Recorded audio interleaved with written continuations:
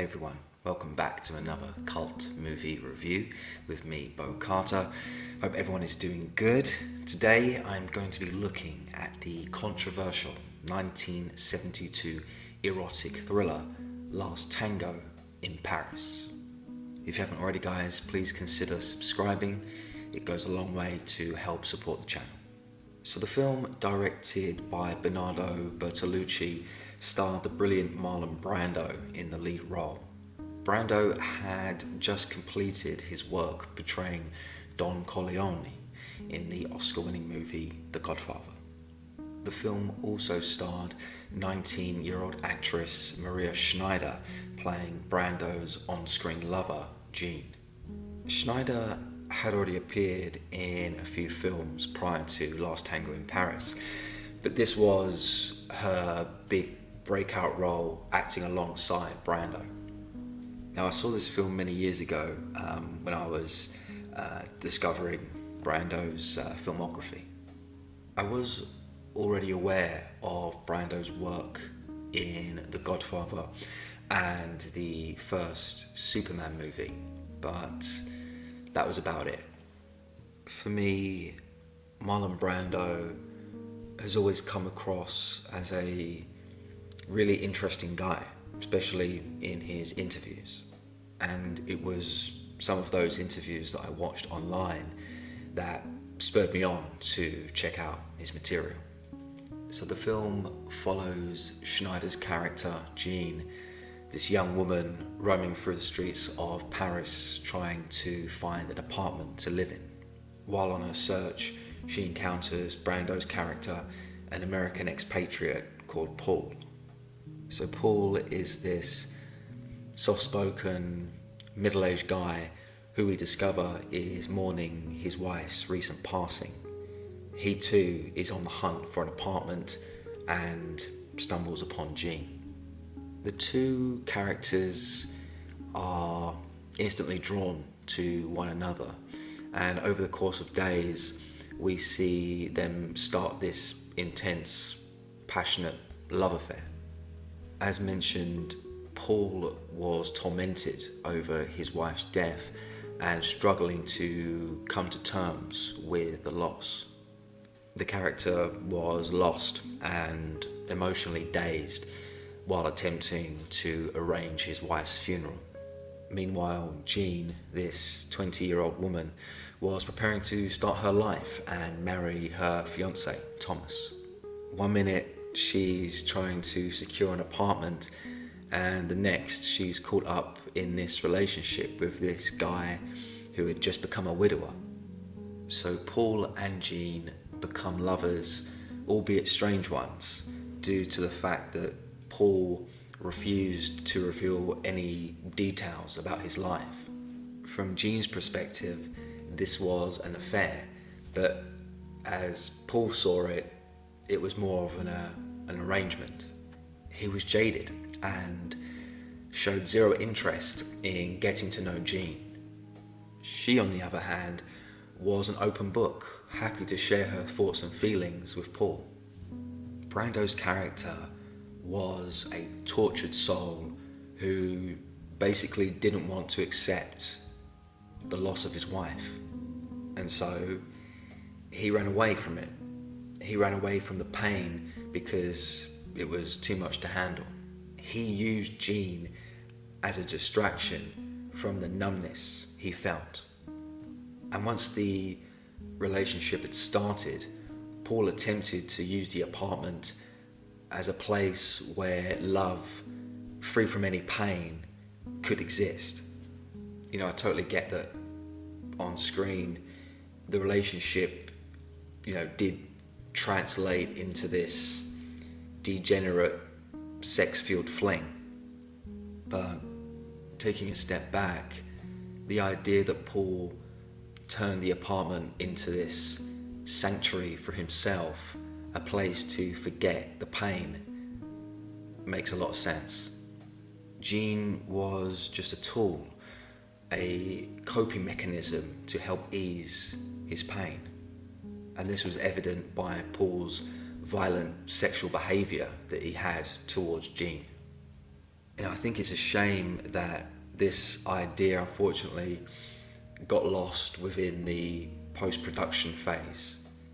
More emphasis was put on the film's eroticism, and yeah, it kind of blurred the lines, and I think some of the substance was lost. Let's talk about Brando's superb acting in this film. So Marlon Brando was actually nominated for an Oscar for his portrayal in Last Tango in Paris. And I have to say, I felt it was completely justified. The film had a small cast, and yeah, the overall pacing is slow. Now, that may put some viewers off, but regardless, it gave Brando the opportunity to really showcase his acting abilities on screen. I actually noticed at times that Brando took pauses in his line delivery to convey the conflicted state his character was in. It's quite clear from watching the film that Paul struggled to articulate his feelings. So this subtle pausing technique that Brando implemented overall gave his performance a much more realistic and raw feel. There's a specific scene I want to mention where we see Paul talking to his deceased wife. Her dead body laid out on a bed of flowers. We see Paul visit her bedside, and he breaks down as he opens up about his true feelings. He felt abandoned, and credit to the film for showing how suicide also affects the mental health of loved ones, as it's clear to see that her death had a serious psychological impact on Paul. Of course, Paul had sympathy for his wife, but he also felt angry for his wife basically giving up on him and their relationship. I also have to say that Maria Schneider and Brando had wonderful on-screen chemistry together, something that was pivotal for this movie to work. The dialogue exchange between the two felt natural, and it didn't feel forced.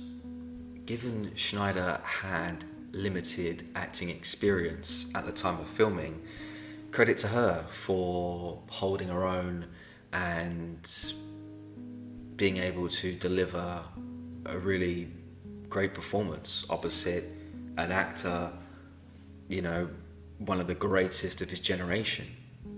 Now, I would be remiss if I didn't mention the infamous butter scene that takes place in the movie. So, during the movie, Paul initiates sex with Jean at the apartment, but she basically stops him. The situation then evolves into rape, and we see Paul use butter as a lubricant to sexually assault Jean. Now, the scene itself caused vast amounts of controversy, which, tarnished the film's reputation over the years.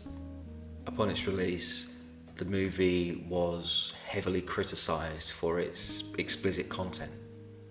And in addition to all of that, the actress Maria Schneider came out years later and told the press that she believed the director Bernardo Bertolucci and Marlon Brando took advantage of her on set, which reignited the film's critics. When it comes to the allegations themselves, there's a lot of context and information to understand. Unfortunately, all three people involved in that scene and that controversy have now passed away. So in terms of any legal ramifications, we'll never see them. And, and having watched the film a few times now, I have to say that the scene itself is a small part of a much larger, compelling story.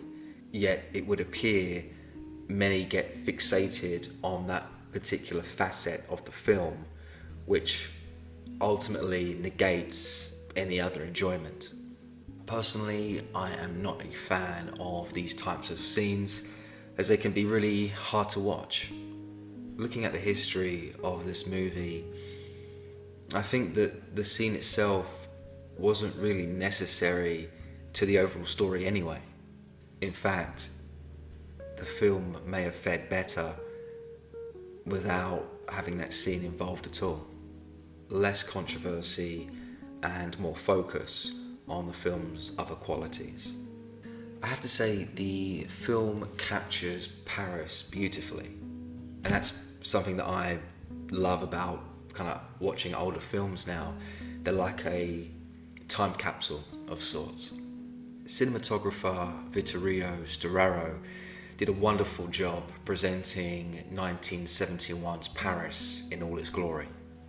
The visual components of the film, such as lighting and camera movement, were all wonderfully executed.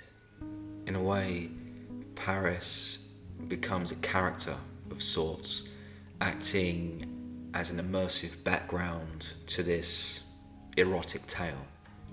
And having seen the film again recently, I did have a tinge of sadness given the city's decline over the years. Not to get too off topic here, but I did visit Paris over a decade ago, and while I had a good time, the city was a shell of its former self, and yeah, I haven't been back since.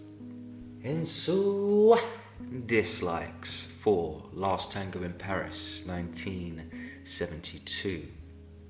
My main dislike for the film would be all the scenes between Jean and her fiancé Thomas. So the Thomas character, played by actor Jean Leode, was an annoying wannabe filmmaker making a documentary about his girlfriend, Jean.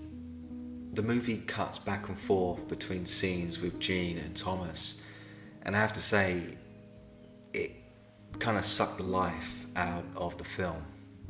The whole performance was just over the top and not in a good way. I really wish that the director had told the actor to tone his performance down a bit. It would have helped the movie a lot. And as it stands, the scenes with the Thomas character overall bring the film's quality down. I mean, Thomas had this boyish demeanour, and I just didn't like it. But thinking about it, maybe that was the director's intention, to show the contrast between Thomas and Paul. One was an alpha male, the other was a beta male. Another dislike for me that I have to mention would be the excessive nudity that we saw throughout the film. I understand that the story dictated nudity from time to time, but overall I just felt it was excessive. At times it kind of felt like lazy filmmaking, having prolonged scenes with a naked Maria Schneider walking around the apartment. But with that said, I get the impression that this was a decision that was made in post-production to highlight the nudity and to titillate the audience. And so, ratings for Last Tango in Paris 1972. I'm going to be rating this movie a solid 5.5 out of 10. For film lovers out there who haven't seen this one yet, I have to say, it's an intriguing piece of cinema. On the surface, people may think that this movie is a controversial erotic story, when actually it's about a man going through a serious mental breakdown using a young woman to get over his trauma. Now, this movie isn't for everyone. You know, this is not your standard Hollywood love story. The mixture between English and French dialogue may put some people off. I understand not everyone wants to read subtitles. Still, if you're a fan of Brando's work, this is a must-watch. Undoubtedly, this is a career highlight for Marlon Brando. His attempts at French were more than passable and quite impressive, actually. You know, it's fair to say that Brando's later films were not all that great. Watching some of his later work gave me the impression that he was just there for the paycheck. When it comes to Last Tango in Paris, I really got the impression that he wanted to be there on set. Brando wanted to challenge himself, which he did, and delivered a brilliant performance. So yes, Last Tango in Paris, I do recommend it, but be aware of its explicit nature, lots of nudity, lots of sex scenes, so maybe not a film to watch with the whole family. Anyways, that's all from me today, guys. I appreciate you taking the time watching the video. Hope you've enjoyed it. If you haven't already, please do subscribe. It means a great deal as I'm trying to grow the channel. All the support I've received so far, it means a great deal. And yeah, I'll be back very soon with some more cult movie reviews. Take care, guys. Bye-bye.